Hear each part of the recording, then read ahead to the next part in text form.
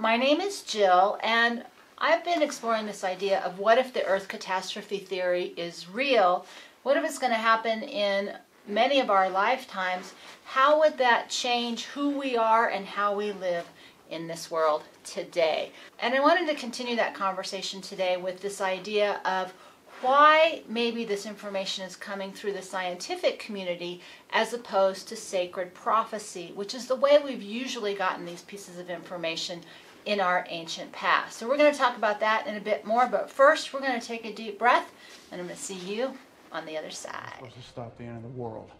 My name is Jill, and here we explore the walkaway life as we train and prepare to face life at a crossroad with guts, grit, and grace. Need to decide. Time to stand up, jump to the other side. One way to go. I won't know until I try. I need my soul to scream out. What happened? So most of us are aware that how information comes to us has changed radically over the course of time. We started off telling stories around the fire and drawing pictures on cave walls.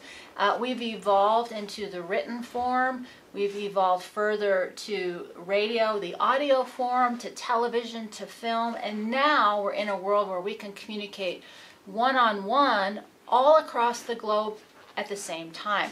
We are in a profound shifting state of how we communicate and tell our stories. But at the fundamental core of all of that, we're still storytellers. We want to know not just the facts, but it's even better if it comes to us in some kind of form that's easy to listen to. We found evidence of a series of superflares from a star in the outer Pleiades region. Right? But we've also transitioned in the last several hundred years from this idea of a very spiritual, supernatural-based society where we couldn't explain the things going on around us to a more scientific, evidence-based society. And the reason I'm bringing that up is that those two have been at odds with each other for quite a while. But at the same time, there's a lot of overlap between what I call the non-physical and the physical, which is really what we also know as the spiritual or the scientific-based models.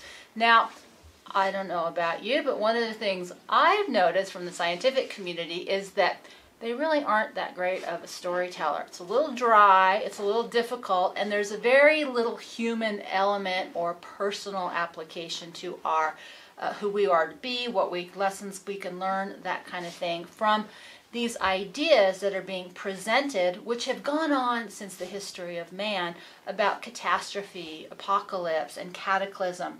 Those stories have permeated humanity since the beginning of our recorded time. And I think most of us would guess probably way before any of the records that we have. We've attempted to interpret those ideas through metaphor, through abstractions, through deductions, assigning meaning to symbol without even knowing if that's the real thing. It's been a really interesting process as we've extracted more scientific data that supports historical and prophecy and story as maybe more literal than metaphoric. But there's just been a huge divide, and now those things are starting to come close together. And the reason I'm talking about that today is I think it's so interesting, and I referred to this in the previous video, you can find that link below, is that we're moving into this period where we have revered science as fact, logic, and reason, but that's the medium in which this new information, which is old information, does Earth really go through a cataclysm, catastrophic experience? It's coming to us in the language of our time. But that's not why I'm making this video. I'm making this video because I think the second piece that needs to happen, and maybe one of you is the one that will do that, is how do we start to tell a story that people can hear? Not shock, awe, and views, right? YouTube views.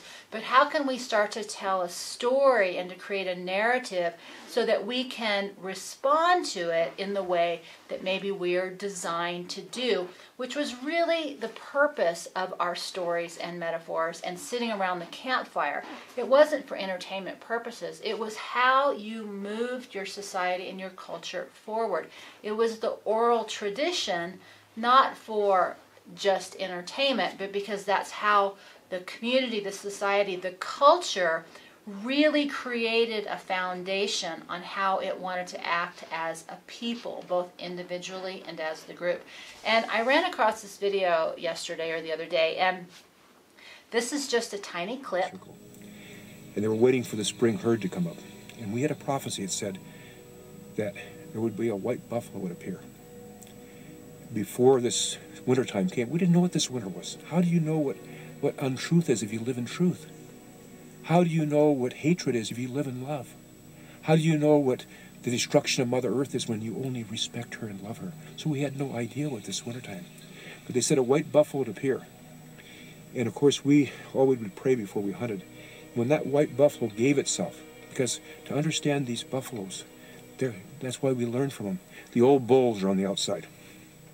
They're going to give up first, the younger bulls. Then the older women. In the center are the little children. And right in the center is the white buffalo. And the whole video is definitely worth watching. You can find that link below also. And the clip that I just showed you is just one tiny piece, but what caught my attention is when this Native American storyteller is talking about the herd of buffalo.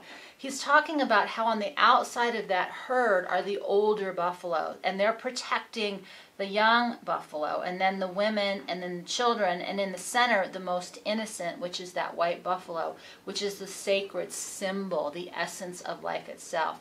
And that has a really practical application to who we are in today's world, because as we're looking at this idea of Earth catastrophe, we have kind of a pseudo date of 2046. Nobody knows if it's going to happen in our lifetime or not. But if you're pretty much over 40 and it does happen around that time, you're not going to be part of the surviving crew, because you're just not really here for that experience. You're here to be part of the transition. And that's something as a culture that's being left out of the scientific discussion, is that change and radical change and humongous extreme events, that's always going to be a part of life. But what we've lost is who we are and how we participate in that process itself.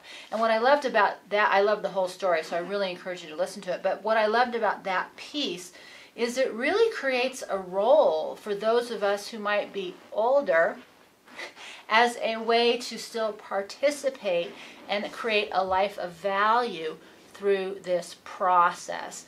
And that is where sacred prophecy and storytelling really have something to add to just the scientific discussion. And that some of you may be the ones that figure out how to tell a better story. And so if you watch this video by the Native American gentleman, I'm sorry I can't tell you his name off the top of my head, is that he is a master storyteller, and he has got so many powerful pieces of information in this story itself that talk about our personal journey, who we are meant to be, our character, our development, and that the context, this cataclysmic event, whether it happens or not, that really doesn't let us off the hook of who we want to become within any set of circumstances. So my talking about this great big idea like an Earth catastrophe, as I said yesterday, it's still the micro. Your life is terminal. You have one life and there's a finite point to it, and all you can control is who you want to be within the context of that one lifetime. This great big idea of an Earth catastrophe adds another dimension to our life, and it's a unique dimension, and it's a unique story that will be part of our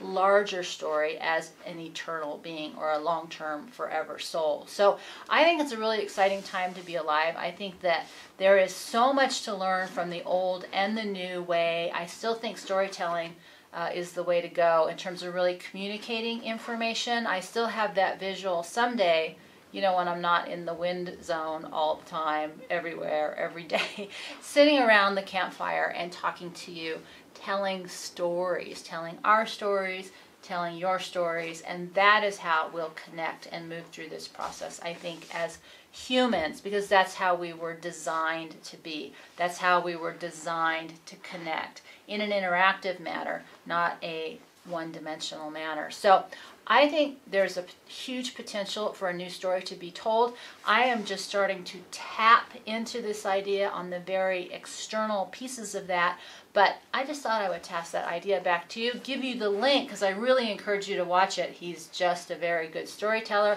has a lot of very powerful information in it, but what can I say? So with that, we're going to take a deep breath, and I am going to see you next time.